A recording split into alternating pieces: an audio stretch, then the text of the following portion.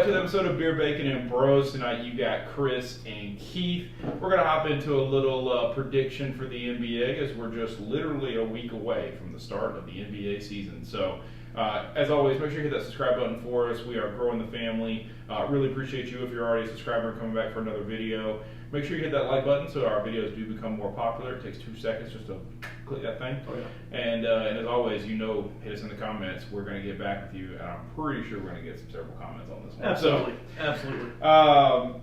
We're going to jump into our Eastern Conference predictions for the NBA this season. Obviously, just weeks ago, the biggest move of the offseason was Damian Lillard going from Portland to the Milwaukee Bucks. Absolutely. So they just made a really good team that much better. Yeah, I think Milwaukee was certainly that 2 to 3, definitely a top 3 Eastern team. I assumed they were the favorite until we opened up the odds, and actually Boston's still the favorite on some of these here. Yeah, so. I mean, Boston is a good team, but when you add the quality of player, the caliber of player that Dame Lillard is to that team, with Giannis and Chris Middleton, who's the third guy they have on that team? Well, they had Drew Holiday, but obviously they moved him. He's with Boston now, and so you're looking at. Well, they got Malik Beasley, and then they have Brook Lopez. I mean, that's a pretty solid squad. Yeah, I think Pat Covington coming off the bench, Cameron Payne, Jay Crowder as well. So some real depth right there in Milwaukee. I think these are 2 very different teams, I think, so it's really going to be unique to see them collide against each other. I think Boston has the speed, they have the athleticism, they have the shooters, where Milwaukee plays really, really great defense. Obviously, Dame's going to be a wonderful facilitator of the ball. It allows... if it allows you to actually have a point guard that's going to facilitate the ball rather than Giannis bringing the ball up the court every time. Well, I think Holiday was a good facilitator of the ball. I just don't think that he could be a star scorer, right? And now this gives Milwaukee, in my opinion, someone with range for days. Yeah, 2 elite players, right? So you have the inside bang guy with Greek Freak, then you have the shooter with Dame. So really, creates an elite level offense to already go with a really good defensive player. Well, now you have 2 really good shooters on the team too, with Dame and Chris Middleton. So you have 2 really good outside perimeter shooters that come on that team that are going to really help them in the long run. Yeah. I'll say this. I do think that when you look at the Boston Celtics, you look at Holiday, you look at Brown, you look at Tatum, scoring all over the place right there. Kristaps Porzingis, not a great defensive guy, but starting to get back into a rhythm of being a really solid power forward, and I think gives him an option. Well, he doesn't have to play the center position since they have Al Horford, so it takes a little bit of stress and a little bit of defensive grind. Yeah, right? it takes off him, so he doesn't have to be the one to be getting beat up in the middle of the paint every time. And Al Horford again, super old, so you don't know how well that's going to go for the whole season, but. And then some depth, right? Derek White, I think, is a good scorer coming off the bench. Sam Hauser. So they're not as. I think Boston is not as deep as they have been, but they probably feel a lot better about where their front 5 sits for them. So. Yeah, I mean, the other team that I definitely like. I mean, obviously the 76ers aren't anything to look past. I mean, especially with Joel Embiid, and you still have. The Beard out there, he's still clicking. We'll see. We'll see. Obviously, he wants. He's made it pretty clear he wants out. So we'll see how that goes. But yeah, I think I'm with you right there. Joel Embiid, PJ Tucker, Patrick Beverley that can come in there and play the point or the shooting guard as well. So I mean, they have Patrick Beverley that can come in and leave that position if the Beard wants to get out of there. Yeah, Kelly Oubre as well. So I think Pat Bev obviously gives you a great defensive point guard, which is not what James Harden is. So, right. Building a team to play in the postseason, you have to have some defense.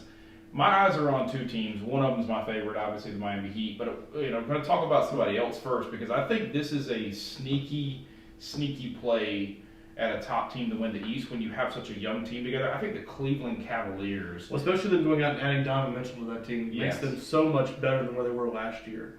Well, Donovan played for them last year. Oh, I thought he was in Phoenix last year. No.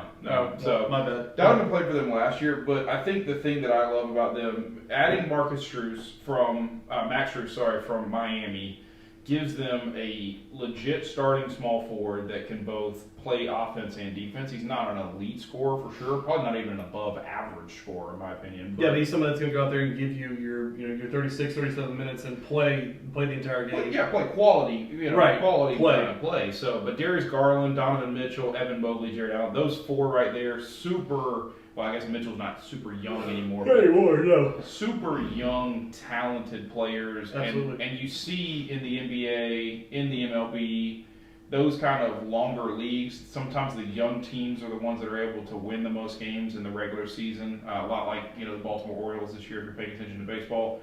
The young team that's able to win a lot of games, not necessarily going to make a deep run, but a team that's able to win a lot of games. Yeah, but it at least gets them in a position to where they're able to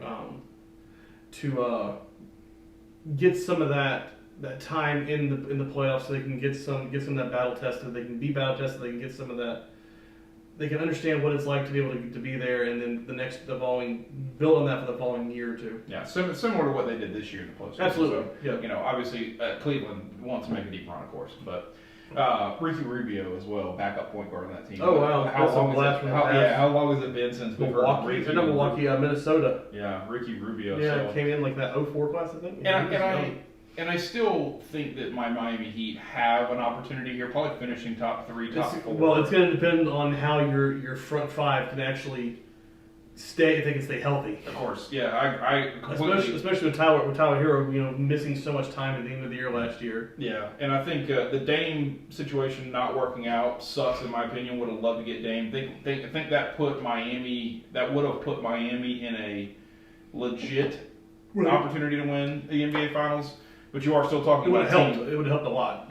Yeah, and you're still talking about a team that went to the NBA Finals, though. So, right. Kyle Lowry, Tyler Hero, Jimmy Butler, Bam, that core still together. Kevin Love's still on the team. So, Duncan Robinson, Caleb Martin, those guys still on the team. So this is like the first time in 30 years that Udonis Haslem has been on the team. Yeah, it's kind of odd looking at this and not seeing him. But I think there's some talented guys on this roster, and I think Miami continues to play the depth game. That's what you're seeing out of Miami. They don't have like a true star outside of Jimmy Butler, but they have the depth and the enough talent to be able to keep them in games and win games for them. One major injury doesn't set them back 10 games, basically. Right. So now, granted, if Jimmy Butler went down, it'd be a little hard, but you lose Butler, you pretty much you're done. Yeah. So that's enough about talking individual teams. Tell me, I guess, give me your favorite to win the East, and then give me maybe a sleeper that we can put the bettors on for a little bit. Yeah, I mean, I think for a sleeper, I mean, obviously, I think the Hawks are always a good team to look at as a sleeper, especially with Trae Young in that team. Mm-hmm. You can't really count them out of much. I don't really know if they did. Well, you can count them out of games, but you can't. He gives them an opportunity to come back and stay in games, or to come back in a game with his shooting ability. I don't know if they really added much to that team. They didn't really add much. I think when you look at Murray, obviously an elite scorer they pulled from San Antonio 2 years ago. DeAndre Hunter is clearly a player that everybody's paying attention to. I can't even say his last name. Bogdanovich. Yeah, that freaking name ties me up every time. And then Clint Capella, they have a solid 5, right? But you're still talking about a team that certainly lives on their guard play with Trae Young, Murray, and then even Patty Mills. Yeah, absolutely. So they'll be my sleeper.